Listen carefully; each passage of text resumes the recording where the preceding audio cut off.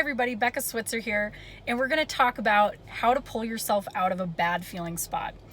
It can be really difficult when we're going through something, and especially when our mind latches on and we get attached to the negative feelings that we're having, and we keep having thoughts, and then those thoughts cycle, and then they spin out of control, and then that thought creates another thought, and now before you know it, you're in this cycle of anxiety and you can't seem to let those go, or you're just in such a bad place that it's difficult to have a positive thought.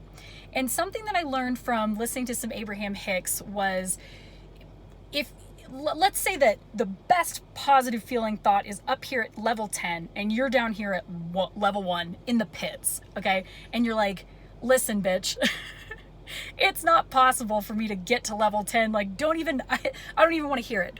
We've all been in a place like that, right? Where it's like, we're almost attached to our suffering and we can't even fathom getting to level 10. Well, if you're in a place where your mind has taken over so much and you're really stuck in kind of a bad feeling spot, then you're at level 1. What's the next best thought that you could have that could maybe get you just to level 2 or maybe even to level 1.5?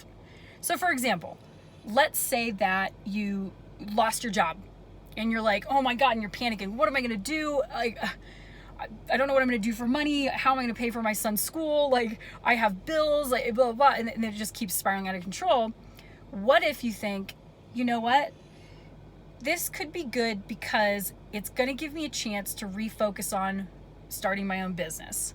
Okay. That doesn't mean that all the worries about money and all the plans and stuff doesn't disappear. Okay. It doesn't disappear, but what's the next best feeling thought that you can have about that thing?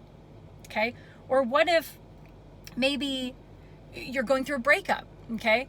And you're just heartbroken by it. But the next best feeling that you can have is, what if this is opening me up to meet somebody who's way more aligned for me? What if? And that one tiny little sliver of hope, right? In the Bible, it says, if you have the faith, a grain of faith as small as the size of a mustard seed, you can tell this mountain to move from here to there and it will move. I'm paraphrasing, but that's all it takes, is this little step. So if you can get from level 1 to level 1.5, you're moving in the right direction. And then if you can hold on to that feeling and get there and then take it one more point upward, that's the series of events. So sometimes when we're at level 1 and we're looking at level 10 and going, I have no idea how I'm ever going to get there, don't worry about that. Just try to seize what could be the next best feeling thought that I can have about this situation. That's where your power is. You always have the power to control your mind, to direct your mind's thoughts, and to choose the quality of the thoughts that you have. You know, Marcus Aurelius has a quote that says, the quality of your life depends on the quality of your thoughts. So be the director of your thoughts, right? Think of your mind like a garden, and it's up to you to pull the weeds when you notice them, not fertilize them, okay? Spray psychological Roundup all over those weeds and take care of it. You know, sometimes I like to picture my mind as like this perfect little square garden with a white picket fence and lush, thick, clean-cut grass, and I pay attention to what I'm allowing to grow there. When I notice that I'm allowing weeds to grow, you know, negative thoughts or things that don't feel good, yank those out of there as best you can. I just literally picture ripping them out and throwing them over the side of the fence into the abyss and watering my garden, okay? You've got to do the same thing. And so the more you do that and the more of a practice you make of that, and you're very, very strict about what you allow to grow in the garden of your mind, the better your experience is going to be.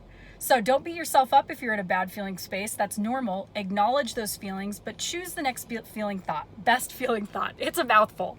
I hope that helps you guys today, that resonates. And as always, subscribe to the YouTube channel. You can check out my stuff there, and I will catch you guys on the next one. Love you all. You're doing great. Bye.